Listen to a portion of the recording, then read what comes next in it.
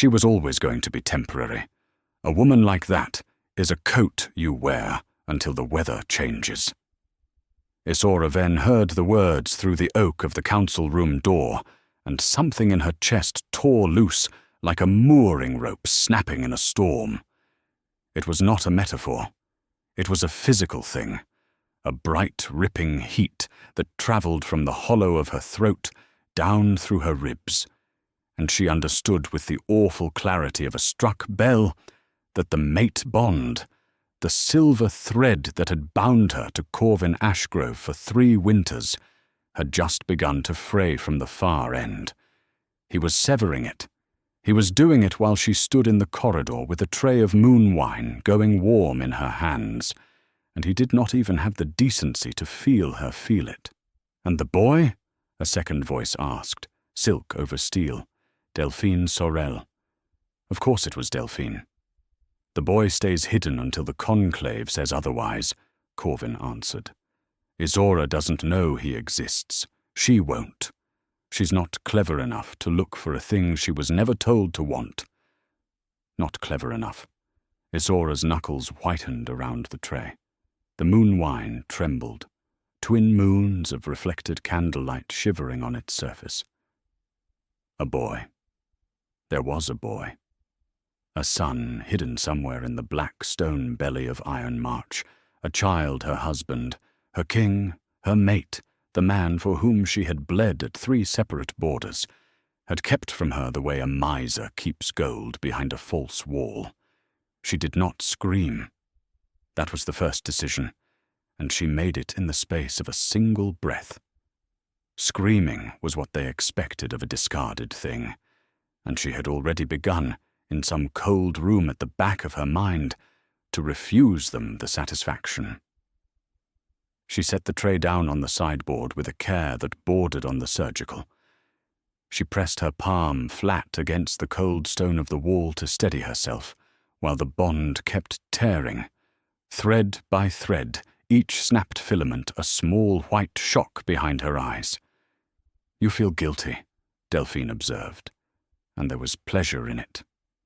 "I feel free," Corvin said.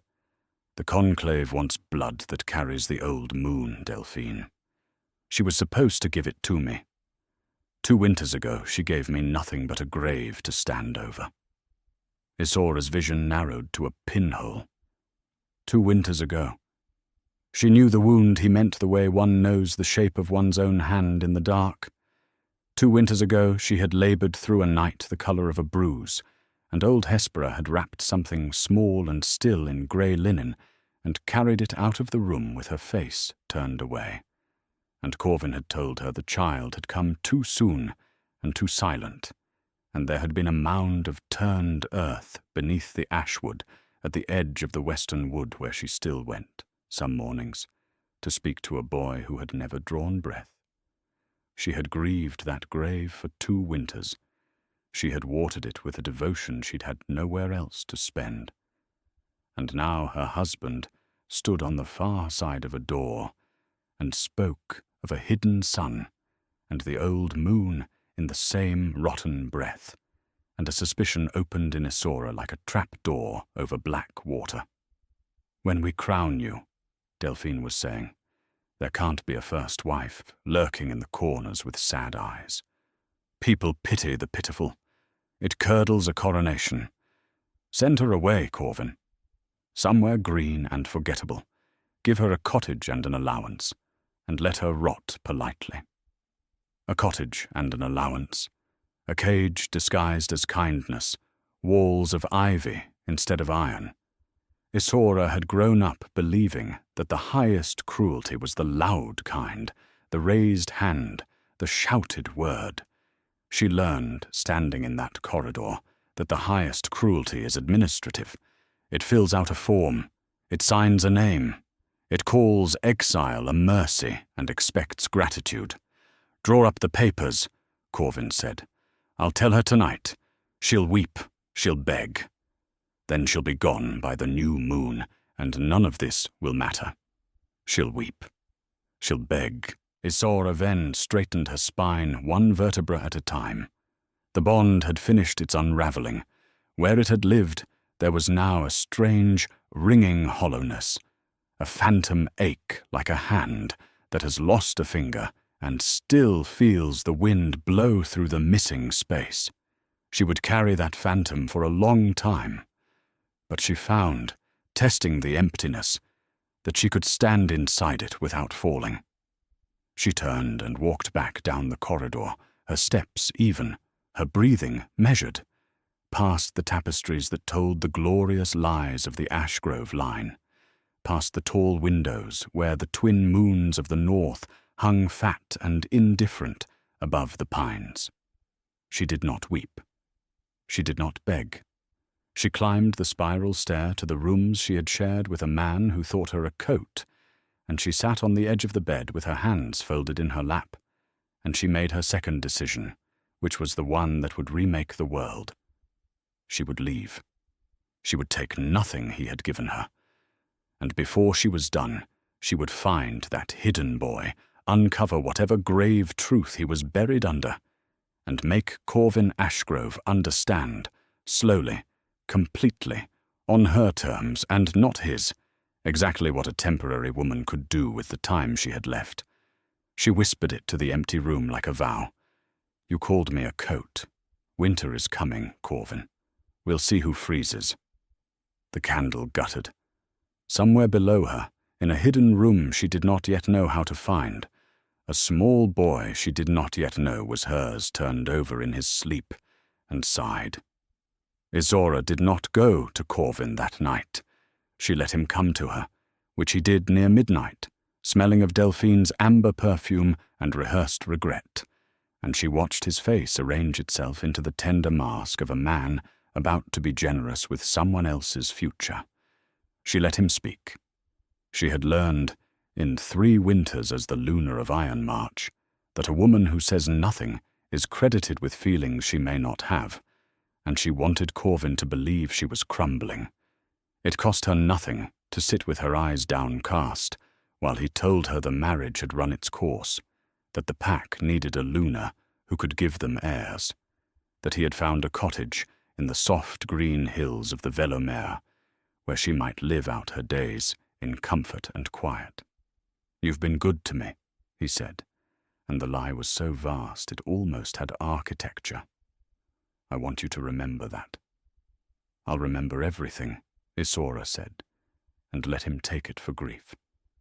He left the marriage ring on the bedside table for her to keep, a broad band of northern silver set with a sliver of pale moonstone, and told her she'd earned it.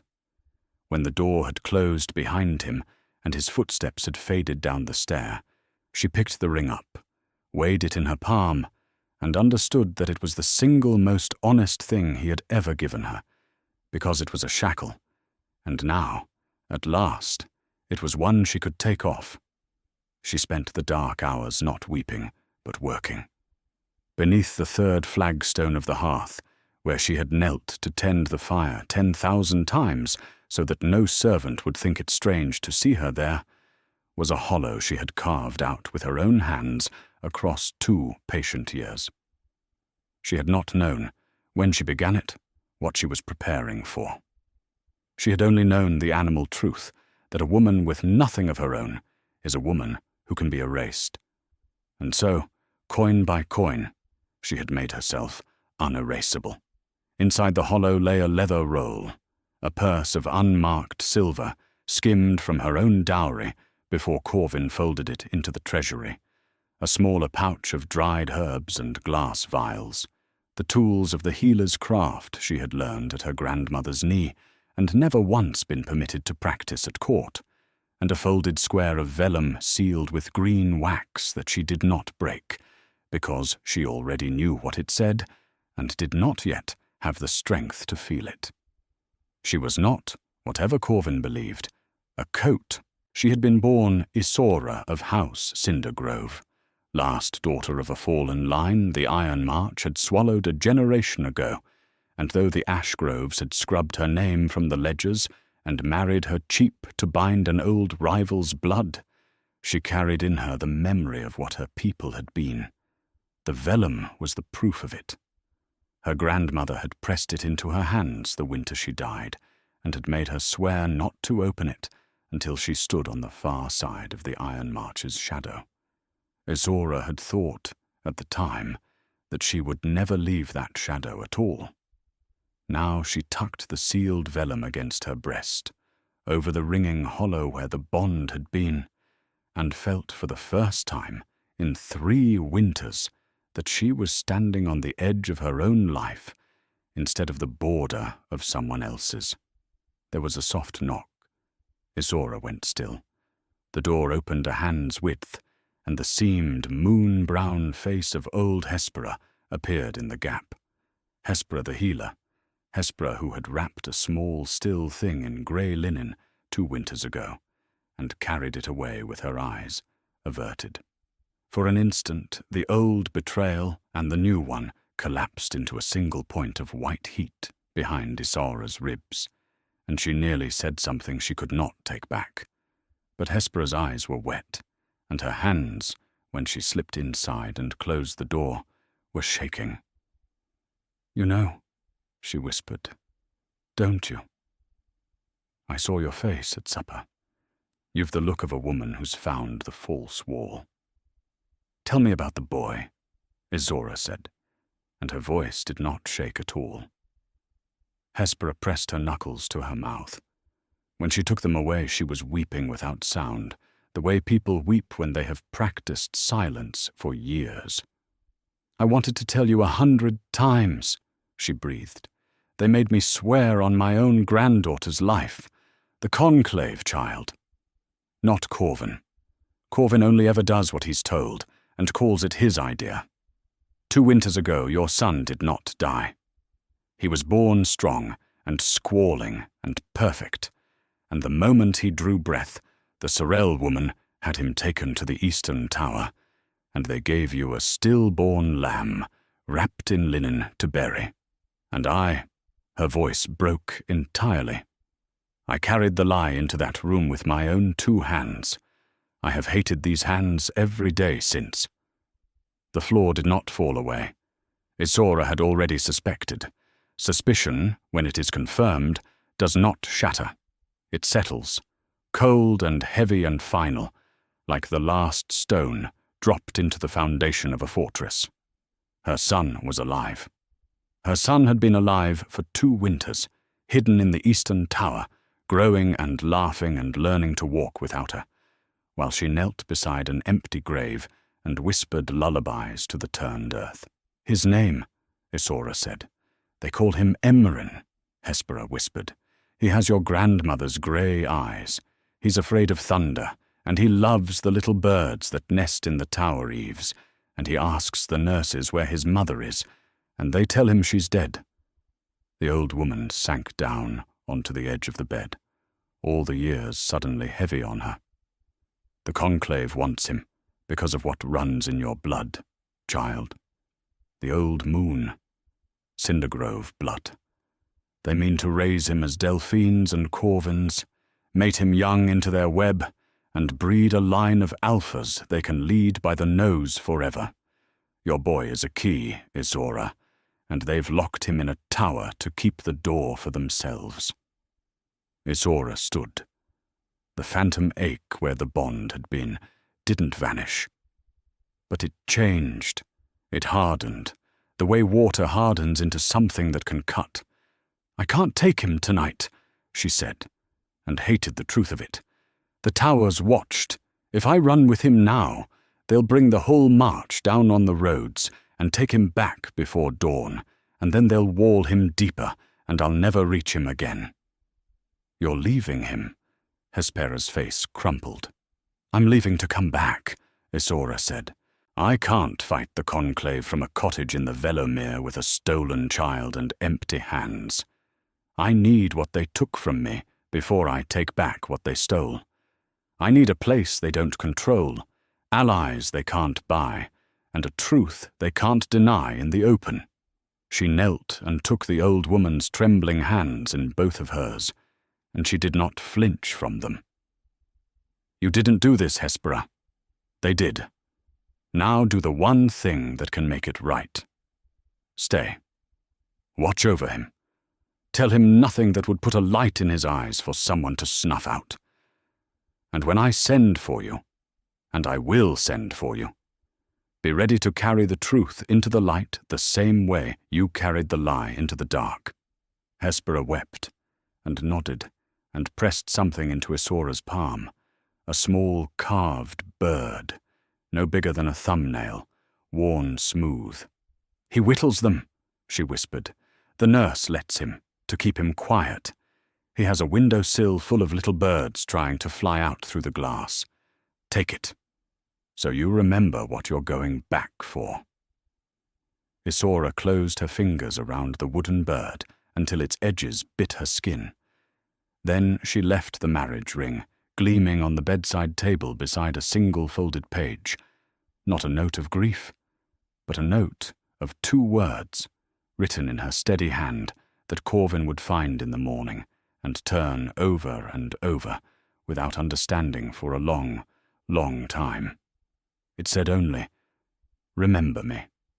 She went out through the servants' passages Hespera knew, down past the cold kitchens and the sleeping hounds, and at the postern gate she found the second gift the old healer had arranged, a sway-backed mare, a travelling cloak the muddy colour of nothing, and a boy of the stables named Olin, who owed Hespera his life and asked no questions as he unbarred the gate. The night air of the north bit at Isora's face. Above the black pines, the twin moons had begun their long descent. She mounted, settled the sealed vellum against her heart and the carved bird in her fist, and rode out of the Iron March, not as a woman fleeing, but as a woman going to arm herself. She did not look back at the black towers. She had already memorized them. One does not need to look at the thing one intends to bring down. The road south was long, and Isora learned who she was on it. For 3 winters she had been the Luna of Ironmarch, which is to say she had been an ornament with duties, permitted to nurse the wounded after the border skirmishes only because the men's own healers were too few, permitted to keep the treasury's tallies only because Corvin found sums beneath him, permitted to know everyone's secrets, only because no one imagines a coat has ears. She had thought these things were the small mercies of a small life.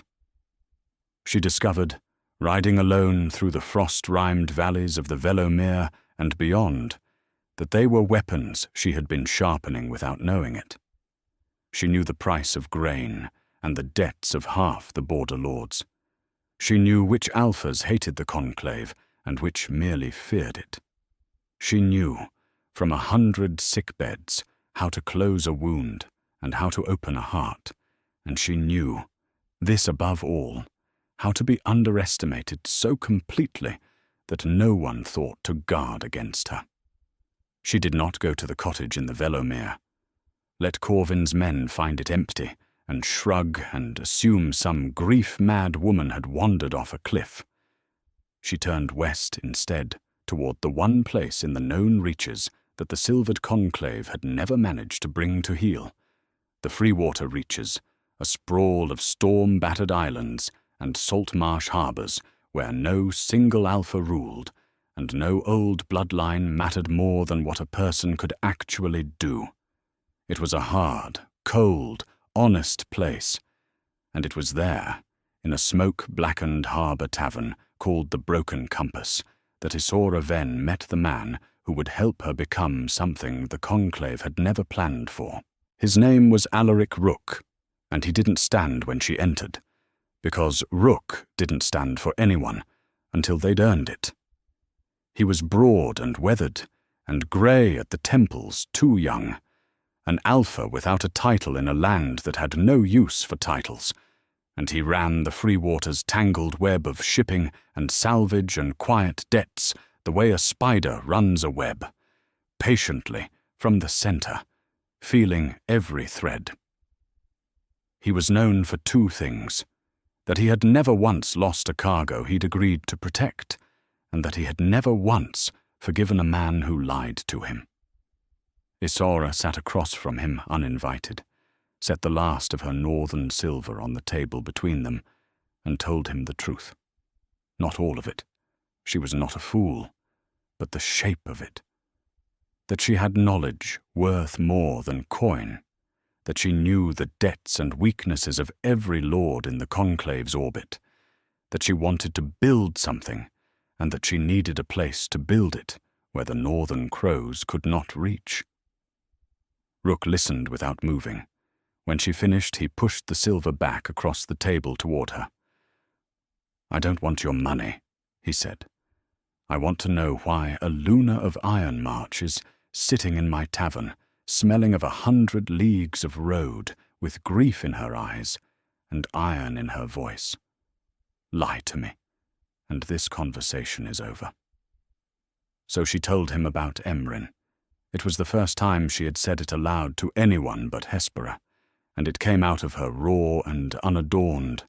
The empty grave, the hidden tower, the son she had mourned, who had been laughing behind a locked door all along.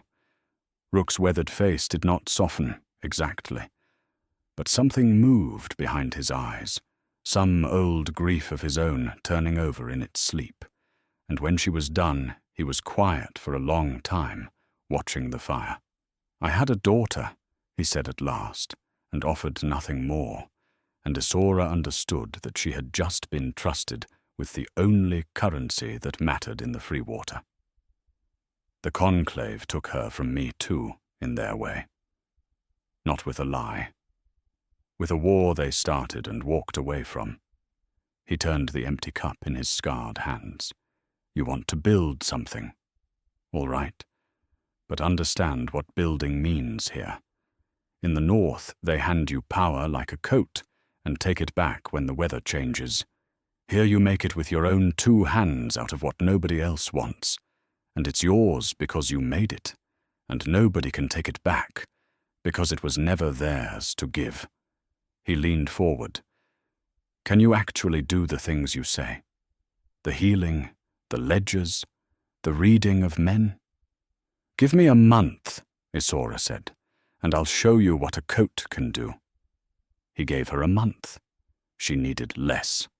Isora began where she had always been, strongest and always been ignored, at the sickbeds and the account books. The Freewater was a lawless place, and lawless places are cruel to the sick and merciless to the indebted, and into both of those wounds Isora poured the whole of her patient, brilliant, long-suppressed self. She healed. Fevers that the harbor's drunken bone-setters had given up on, wounds gone green and foul, the wasting cough that took the marsh children every winter. She treated them with the herb craft of her grandmother and the cold precision of a woman who had studied illness the way generals study terrain.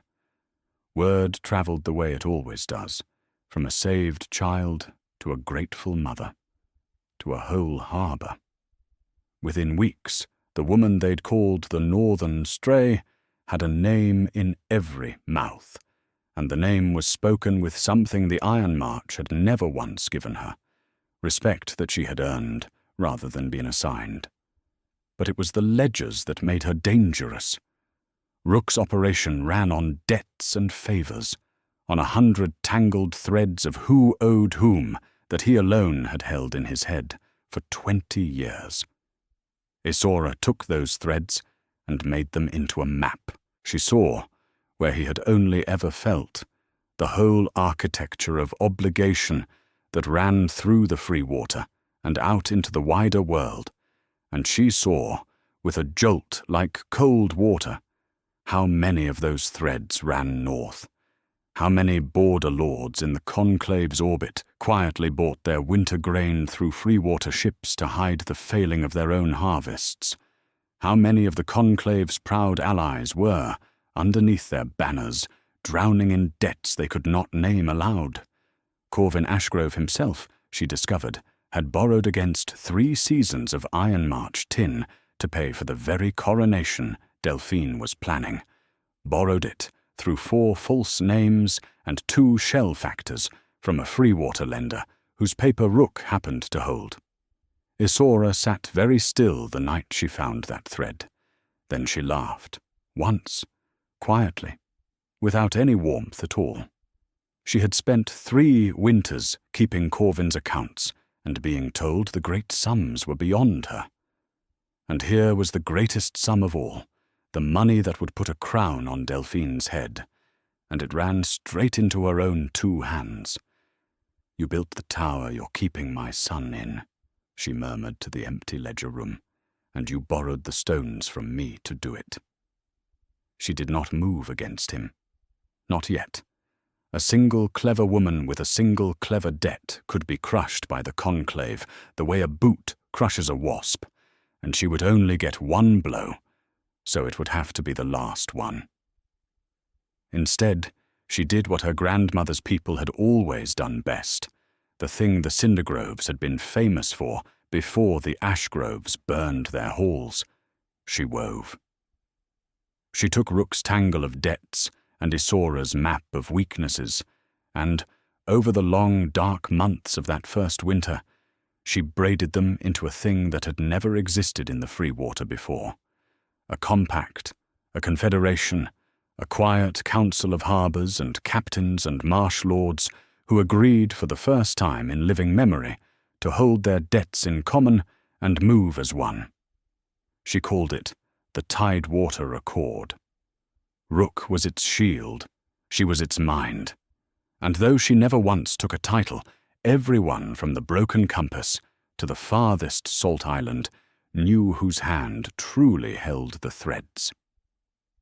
6 months after Isora Ven rode out of the Iron March with a wooden bird in her fist, she stood on a cliff above the grey free-water sea, wrapped not in the cast-off finery of a discarded Luna, but in the plain, dark wool of a woman who had made herself, and she watched a fleet of ships that answered to her accord slip out on the morning tide. Behind her, the harbour town that had called her a stray now called her the Weaver, and said it with the wary reverence people reserve for the ones who see the whole board. Before her, the sea ran grey and endless toward the north, toward a black tower where a boy carved birds that could not fly, toward a man who still believed she was weeping in a cottage in the Velomere. She was not weeping. She hadn't wept once. She had built, and now, at last, the thread she had been waiting for came taut in her hands, a message carried south on a free-water ship, in old Hespera's careful hand, that made Isora's blood run first cold, and then, slowly, terribly, warm with the heat of a long fuse reaching its powder.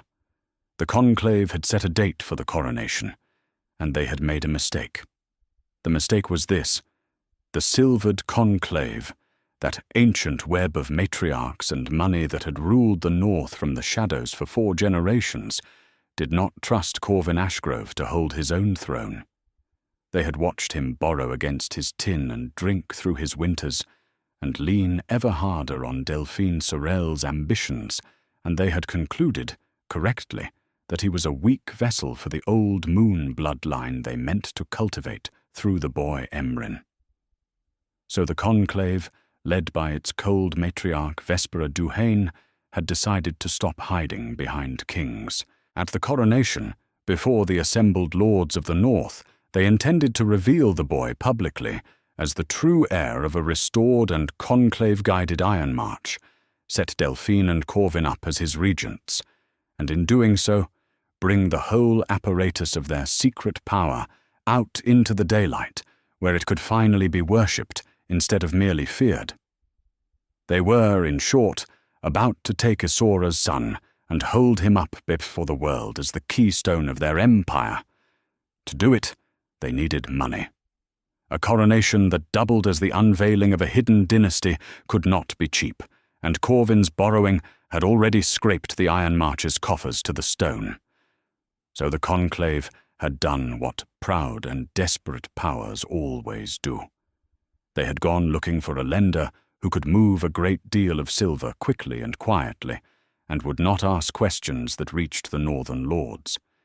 They had sent factors south through false names and shell agents, to the one place in the known reaches with that much liquid coin and that little loyalty to the north. They had sent them to the Freewater. They had sent them, without knowing it, to Isara Ven. She read Hespera's letter 3 times on that cliff above the sea. Then she went down into the harbour and found Alaric Rook mending a net on the quay with his own scarred hands, because that was the kind of man he was, and she sat down beside him and told him that the moment they had both been circling for 6 months had finally arrived. "The Conclave wants to borrow," she said. "A great deal and quickly and quietly. Their factors will come to the Broken Compass within the fortnight, looking for a Freewater lender who can meet the sum and keep his mouth shut. We are going to be that lender." She let the salt wind take her hair. "We are going to give them every coin they ask for. And then, Alaric, they are going to owe it to us, all of it. On the very day they mean to hold my son up before the north and call themselves gods." Rook's hands went still on the net. He looked at her for a long moment, and something like awe moved across his weathered face. "You're going to fund your enemy's coronation," he said slowly, "so that you own it." "I'm going to buy the gallows they built for me," Isora said, "1 plank at a time. And then I'm going to hand them the rope." The negotiation took 9 days. The Conclave's factors were careful men, but they were Northerners, and Northerners have never once in their long, proud history imagined that the person on the other side of a table might be a woman they'd already thrown away. They dealt with Rook, who played the part of a greedy salvage lord to perfection, all bluff and appetite, while Isora sat in the smoke-dark corner of the Broken Compass in the plain wool of a harbour clerk, and took notes no one thought to guard against. She heard everything. She heard the sum. She heard the date. She heard, unbelievably, the terms, that the loan would be secured against the Iron March itself, against its tin and its towers and its very charter, because the Conclave was so certain of its coming triumph that it saw no risk in pledging a kingdom it did not doubt it would keep. She wrote the terms into the Accord's ledger in her own steady hand, and when the factors pressed their seals into the green wax, she felt the whole shape of the trap close as gently as a door in a still house. That night, alone in the ledger room with a single candle, Isora at last broke the green seal on the vellum her grandmother had pressed into her hands the winter she died. She had carried it unopened across 100 leagues and half a year, not out of fear, she understood now, but out of a kind of reverence, because she had known, somehow, that whatever it said would only matter once she had become the woman who could bear it. She unfolded the brittle page. Her grandmother's spidery hand ran across it in the old northern script, and as Isora read, the last piece of the thing she had been slowly uncovering slid into place, and the secret she found there was so much larger than a hidden sun that she had to set the page down and press both hands flat against the table to keep the room from turning. The Cindergroves had not merely been a rival house the Ashgroves swallowed. They had been the wardens of the old moon itself, the elder line, the true and original bearers of the blood the Conclave now schemed to breed and cage, older by 3 generations than the Ashgroves who had usurped and buried them. The charter of the Iron March, the founding grant that gave the Ashgrove line, and thus the whole Conclave-controlled North its legitimacy, had been signed away under duress by Isora's own great-grandmother, and had been, from the first day, conditional. It could be reclaimed. It had a clause, buried and forgotten, that the Cindergroves had hidden in plain sight for 100 years, waiting for a daughter of the line to stand free of the Iron March's shadow and speak it aloud before the assembled lords. Isora was that daughter, and her son Emryn, The boy the conclave had stolen precisely because his blood was too valuable to lose was not the key to their empire at all. He was the key to hers.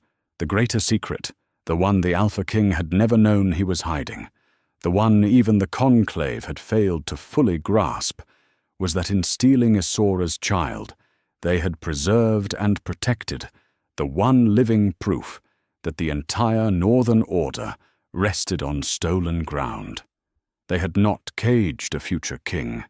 They had guarded a claimant, and the woman they had thrown away like a coat when the weather changed was the rightful heir to everything they had spent 4 generations trying to steal.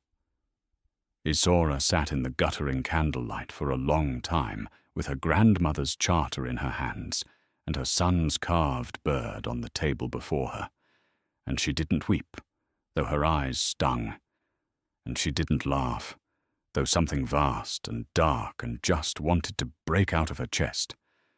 She only breathed, slow and even, the way she had breathed in the corridor outside the council room 6 months and a lifetime ago, and she began, thread by patient thread, to weave the last of it together. She would go north. She would go to the coronation itself, to the great gathering of lords the conclave had summoned to witness their triumph, and she would walk into the Iron March, not as a supplicant, and not as a fugitive, but as the holder of every debt that had paid for the day, and the bearer of a charter older than the throne. She would let Corvin arrive, expecting to bless his own ascension.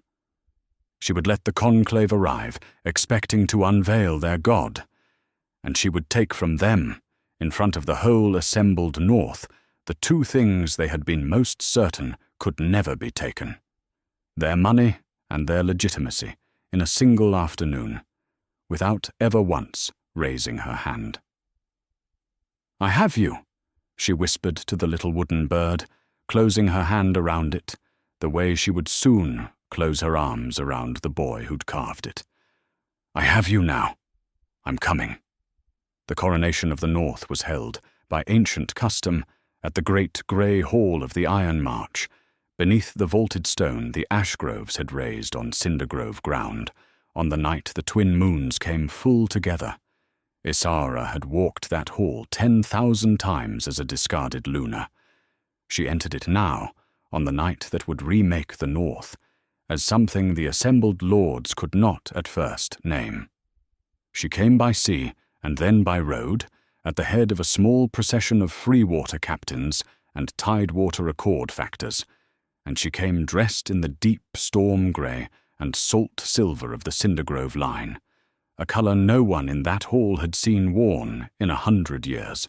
Beside her walked Alaric Rook, and behind them came a plain wooden chest carried by 2 harbour men, and though the guards at the gate did not know her face, they knew the seals on the papers her factors carried, the seals of the very lenders who had funded the night's spectacle, and they let her pass into the crowded, candle-blazing hall, the way men let a creditor pass anywhere. The great hall was a sea of northern lords in their winter finery, and at its far end, upon the raised dais beneath the ancient charter stone, stood the architects of Isora's ruin, arranged for their triumph. Corvin Ashgrove, in coronation white and northern silver, older and softer and vainer than she remembered, a man wearing his own doom like a festival cloak. Delphine Sorel at his side in cloth of moonlight, radiant and cold, her ambition finally about to be crowned, and behind them both, in high-backed chairs of black wood, the matriarchs of the silvered conclave, veiled and still, with Vespera Duhane at their centre, like a spider at the heart of a web she believed was hers.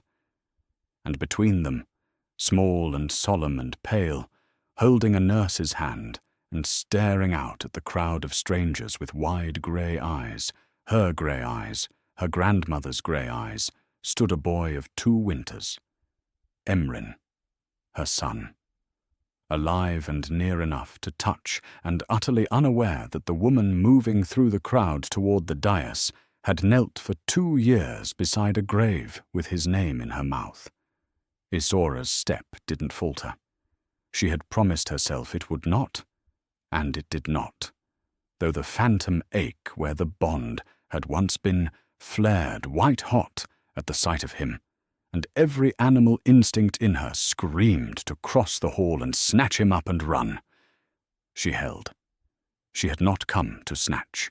She had come to reclaim, wholly and permanently, and before the eyes of the entire North, in a way no locked tower could ever undo.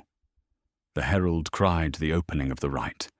Vespera Duhane rose, and in a voice like frost forming on glass, she began to tell the assembled lords the great lie she meant to make into truth, that the old moon blood had been miraculously preserved in the boy Emryn, heir to a restored Iron March, and that the silvered conclave, humble stewards of the North, would guide his regency into a golden age.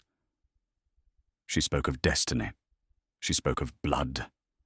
She had the whole shining architecture of it half built in the air before her, when Isora Ven stepped out of the crowd to the foot of the dais, and said, in a voice pitched to carry to the farthest corner of that vaulted hall, a single quiet sentence that stopped the coronation of the North dead in its tracks. "Before you crown a stolen child," Isora said, "you should know who you stole him from." Silence fell across the great hall the way snow falls, all at once, and total, and cold. 1,000 northern faces turned. On the dais, Corvin Ashgrove went the colour of tallow. He knew her voice. He had heard it in his sleep for 3 winters, and told himself he was glad to be free of it. And now here it was, ringing off the stones of his own coronation hall, and his festival face fell apart into something raw and disbelieving. "Isora," he said. It came out cracked. "Alpha King," she answered, and inclined her head the exact degree that courtesy required and no further, and let the whole hall see that she did not bow. Delphine Sorel recovered first, because vipers always do. "This woman is mad with grief," she said smoothly, turning to the assembled lords with a pitying smile. The former Luna set aside these 6 months for cause. She buried a stillborn child and never recovered her wits. Guards, gently now, escort the poor creature. "The child was not stillborn," Isora said, and her voice cut through Delphine's silk like a blade through wet paper. "The child is standing on that dais. His name is Emryn. He was born strong and squalling 2 winters past, and the moment he drew breath, your conclave took him from my arms and gave me a lamb wrapped in linen to bury, so that you might raise my son as your own and lead the old moon by the nose forever." She turned from Delphine, dismissing her, and swept her grey gaze across the sea of lords. "You all knew Isora Ven as a coat the Ashgroves wore and cast off. Let me introduce myself properly. I am Isora of House Cindergrove, last daughter of the elder line, warden of the old moon that these people have spent 100 years trying to steal and cage. And I hold tonight 2 things that belong to me. My son," she let it land, "and the North."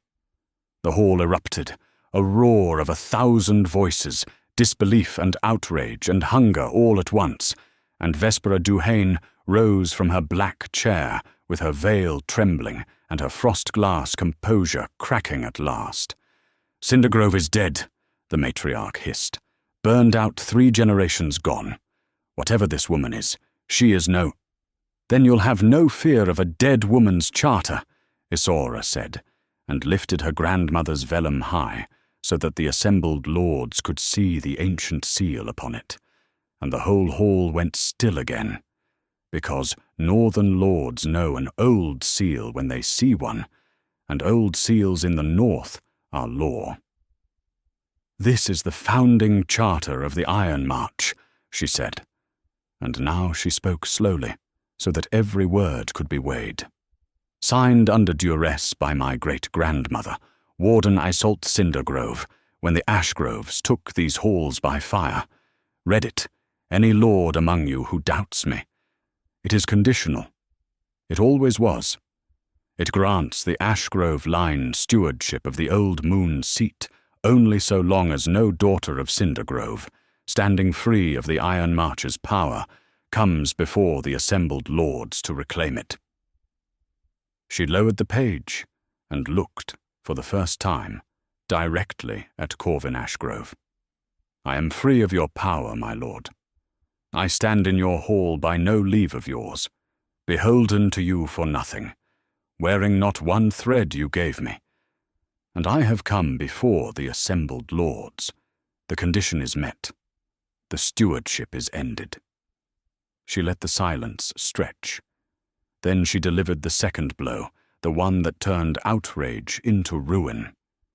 And in case any lord among you would rather have this settled with steel than with law, she said, you should know who paid for this night. The conclave's coffers were empty.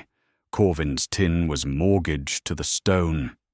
So they borrowed, quietly, through false names, from a free-water lender who could move a great deal of silver and ask no questions. Every candle in this hall, every jewel on that dais, the very crown you meant to set on a stolen child's head, all of it was bought on credit.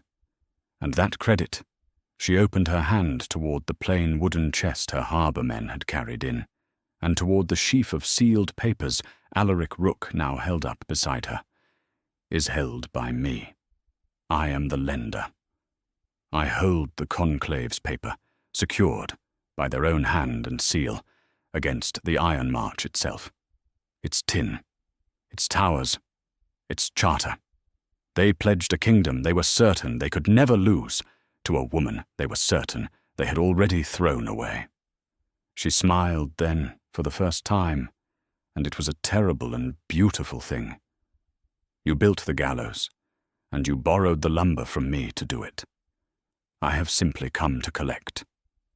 The silvered conclave, 4 generations of shadow power, came apart in the space of an hour, and they came apart not with fire, but with paper, which is how all truly permanent things come apart. Izora had made certain of it. She had not come to win a shouting match. She had come to make a checkmate that could not be reversed when the candles guttered out. As the assembled lords crowded forward to read the ancient charter and the conclave's own sealed debt papers with their own eyes, the whole architecture of northern power visibly shifted before them, the way a tide turns, not in a single dramatic wave, but in 1,000 small withdrawals, one lord and then another quietly stepping back from the dais and the failing family upon it, and toward the grey and silver woman at the foot of the stairs, who held both the law and the money in her steady hands.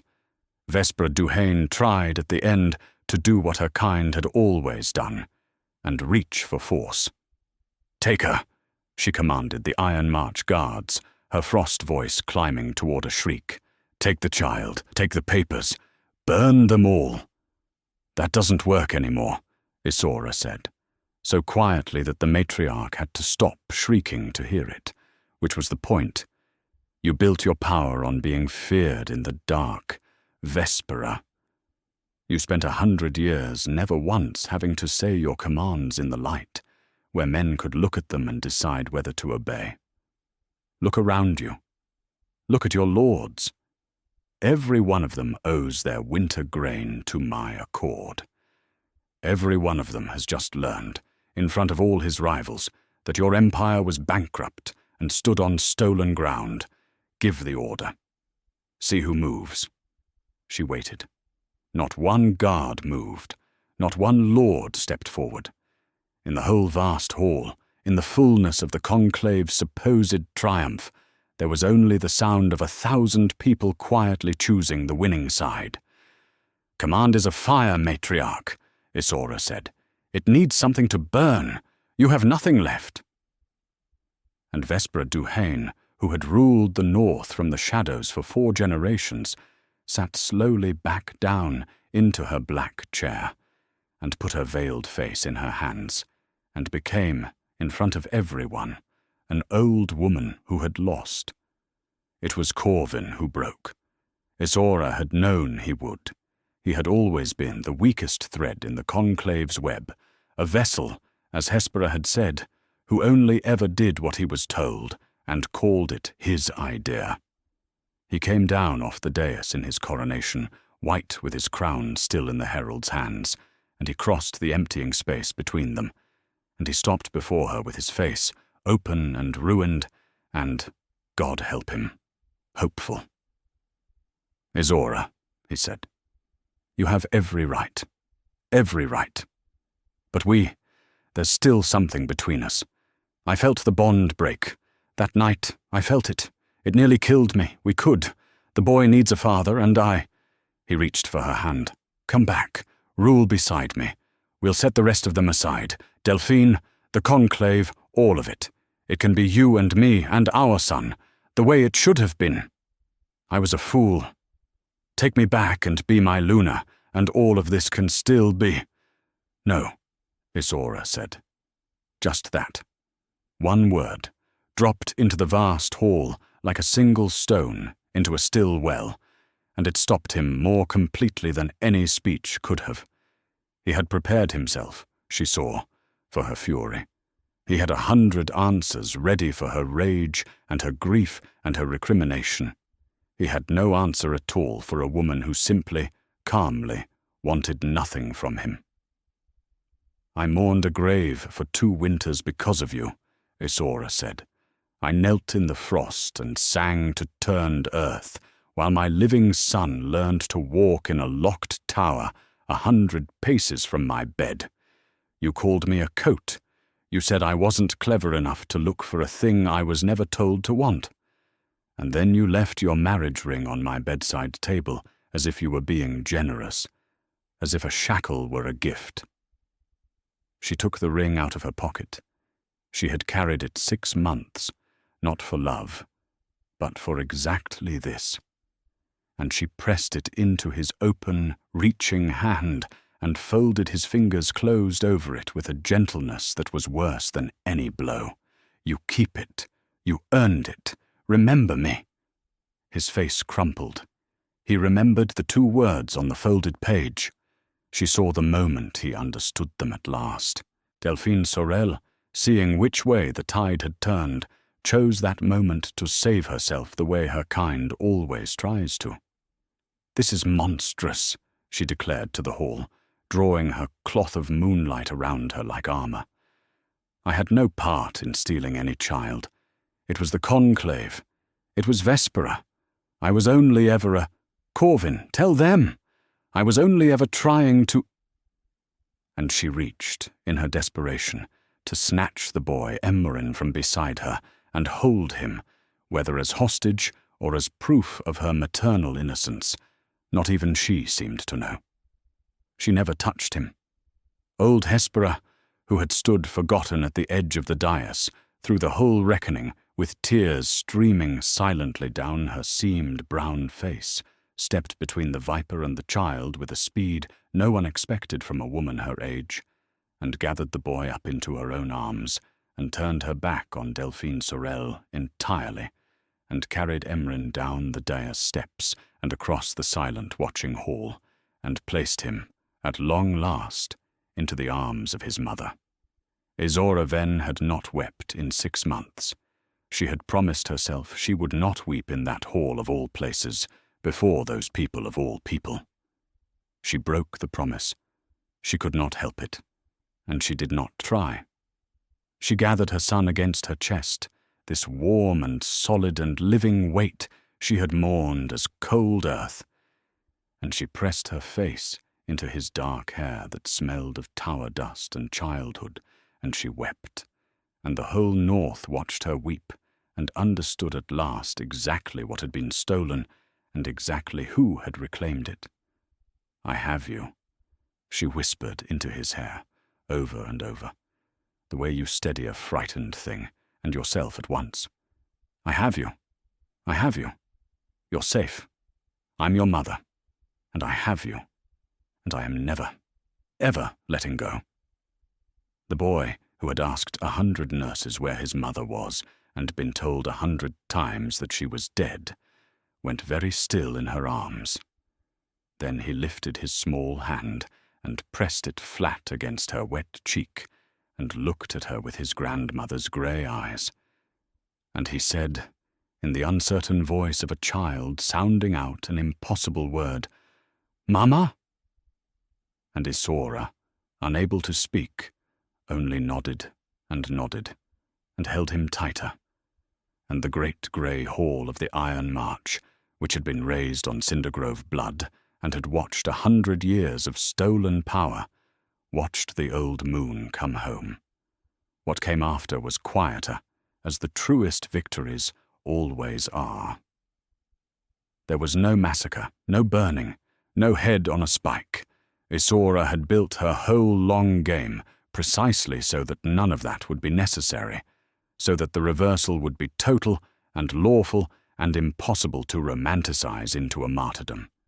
The silvered conclave, exposed and bankrupt before the assembled lords, simply dissolved, the way a thing dissolves when the fear that held it together is gone. Some of its matriarchs fled into the deep north. Vespra Duhane did not flee. She was too old and too proud, and she remained in her black chair until the hall had emptied. And what became of her afterward, Isaura never asked, because there are victories one does not need to garnish. The Iron March itself, its debts called in and its charter reclaimed, passed by the plain force of law and money into the hands of the woman who held both, and the northern lords, being northern lords, adjusted themselves to the new tide with the practiced speed of men who have always served whoever was actually strong. Isaura didn't take Corvin's throne, or his crown, or his hall. She found, when it came to it, that she wanted none of them, that they were his cage as surely as the cottage in the Velomere had been meant to be hers, gilded seats built on other people's stolen ground. What she took was the charter, and the old moon wardenship it restored to her line, and the vast web of debt and grain and obligation that had run the north from the shadows, and she took all of it out into the daylight. She merged it with her tidewater accord. She made the whole tangled apparatus of northern power answer, for the first time in its history, to something written down and readable and bound by law rather than by fear, a thing her fallen Cindergroves had dreamed of, and her cold conclave had perverted, and she, at last, had built. She ruled it, though she never once called herself queen. She had learned, in a smoke-dark tavern in the free water, that the power handed to you like a coat can always be taken back, and that the only power that lasts is the kind you make with your own 2 hands out of what nobody else wanted. She had made this one. It was hers because she had made it, and no one could take it back because it had never been theirs to give. She extended, at the end, one measured mercy, because grace over cruelty is the whole difference between the discarded and the ones who discard. She did not ruin Corvin Ashgrove utterly. She could have. His debts alone would have put him in a debtor's cell for the rest of his life, and half the north would have cheered. Instead, she left him the smallest and least of the Ashgrove holdings, a cold stone keep on a far northern moor with just enough tin to keep its fires lit, and she let him live out his days there in exactly the kind of quiet, forgettable comfort he had once designed as a prison for her. It was not forgiveness. Isaura did not forgive him, and she never pretended to. It was something colder and more complete than forgiveness. It was the freedom of a woman who has stopped needing anything from you at all, even your ruin. "Live," she told him, the last time she ever saw him, at the gate of that far keep with Emryn's hand in hers. Live a long time. Live long enough to understand what you threw away. And she turned, and she walked out of the shadow of the ash groves for the final time, and she did not look back, because one does not need to look at a thing one has finished bringing down. She built her life, after that, out on the honest grey edge of the world, in the free water reaches where she had first learned who she was. Emryn grew up there, in a house full of light and salt air, and the endless racket of gulls, a boy who was never once told his mother was dead, who fell asleep every night to the sound of the tide, and woke every morning to the sight of the sea, who filled a whole window-sill and then a whole house with the little carved birds he loved to whittle, except that these birds, these later birds, were never again pointed at the glass as if trying to escape. They faced inward now, into the warm rooms, because the child who carved them was no longer trying to fly out of anywhere. He was already home. Old Hespera lived with them until the end of her days, and Isora never once let her speak of the grey linen and the lie she'd carried, because the old woman had carried the truth into the light when it counted, and that, Isora had decided, was the only account that needed keeping.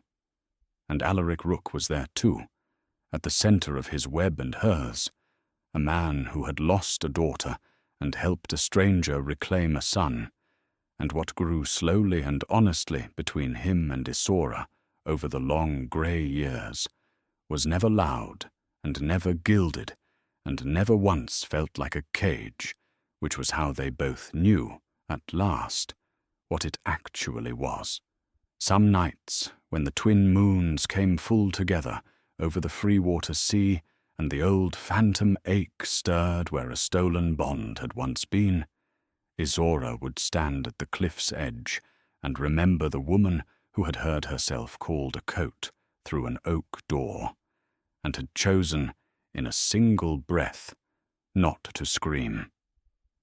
She would think about how close she had come to believing them, how nearly she had walked south to that cottage in the Velomere and let the world call her exile a mercy and rotted politely, grateful, forgotten, exactly as they had planned. And she would look back at the warm lit house where her son slept safe and her chosen people gathered, and she would understand, all the way down to the ringing hollow in her chest, the one truth she had proven with her whole life. Your worth is not a coat that the powerful drape across your shoulders and reclaim when the weather changes. It is not granted, and it cannot be taken, because it was never theirs to hold. It is built, patiently, out of what they threw away, by the resilient hands of the ones they underestimated. And once you have built it, once you have proven it on your own terms and reclaimed everything they stole, no king and no conclave and no cold word through any door will ever make you doubt again exactly what you are worth. If this story moved something in you, if you felt that thread snap in the first breath and then felt it, slowly, over an hour, rewoven into something stronger than it ever was before, then do this for me before you go. Give it a like, so the tide carries it to the next person who needs to hear it. Share it with someone you know who has been made to feel temporary, someone who has been called a coat by a world that will one day understand exactly what it threw away, and tell them Isora sent it. Tell them winter is coming, and to see who freezes. Subscribe and stay with us, because this is what we do here. We tell the stories of the underestimated ones who walk out of the shadow and build the daylight for themselves, and there is always another one coming with the next full moon. And before you go, tell me down in the comments, what was the moment Isora won? Was it when she held up the charter, or when she handed him back the ring? Or was it the very first breath in that dark corridor when she chose not to scream? I read everyone. Come tell me. And then go build the thing they said you couldn't. The weather is already changing.